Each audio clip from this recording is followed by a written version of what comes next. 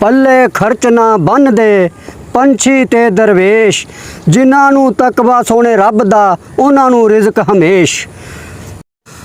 खानदानी शफाखाने की तरफों अस्सलाम वालेकुम। हकीम बाबा अब्दुल हमीद हाज़र है थानू अज सुजाक दे बारे।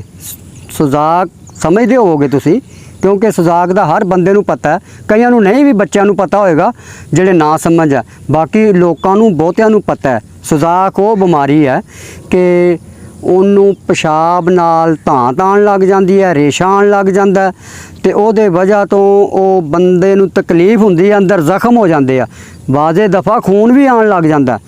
ਇਹ ਅਲਾਮਤਾਂ ਉਹਦੀਆਂ ਹੁੰਦੀਆਂ ਤੇ ਹੁੰਦਾ किस वजह तो ਆ? ਉਹ गलत ਕਾਰਿਆਂ ਤੋਂ ਹੁੰਦਾ।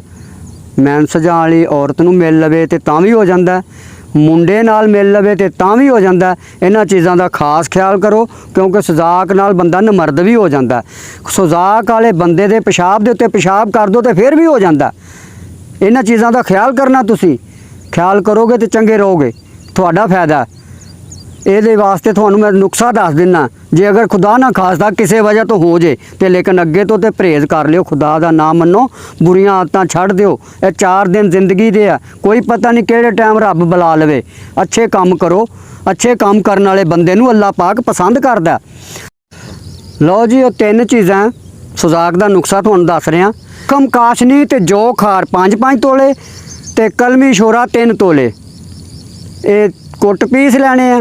ਕੁੱਟ ਪੀਸ ਕੇ ਤੇ ਅੱਧੀ ਚਮਚੀ ਭਾਵੇਂ ਕੱਚੀ ਲੱਸੀ ਨਾਲ ਖਾ ਲਓ ਤੇ ਭਾਵੇਂ ਪਾਣੀ ਨਾਲ ਖਾ ਲਓ, ਸਵੇਰ ਦੁਪਹਿਰ ਸ਼ਾਮ। ਇਨਸ਼ਾਅੱਲਾ ਜੇ ਸਰਦੀ ਹੋਵੇ ਤੇ ਭਾਵੇਂ ਪੱਕੀ ਲੱਸੀ ਨਾਲ ਖਾ ਲਓ ਤੇ ਗਰਮੀ ਹੋਵੇ ਤੇ ਕੱਚੀ ਲੱਸੀ ਨਾਲ ਖਾ ਲਓ ਜਾਂ ਪਾਣੀ ਨਾਲ। ਇਹ ਦੋਵੇਂ ਚੀਜ਼ਾਂ ਜ਼ਿਹਨ 'ਚ ਰੱਖੋ। ਅੱਲਾ ਹਾਫਿਜ਼।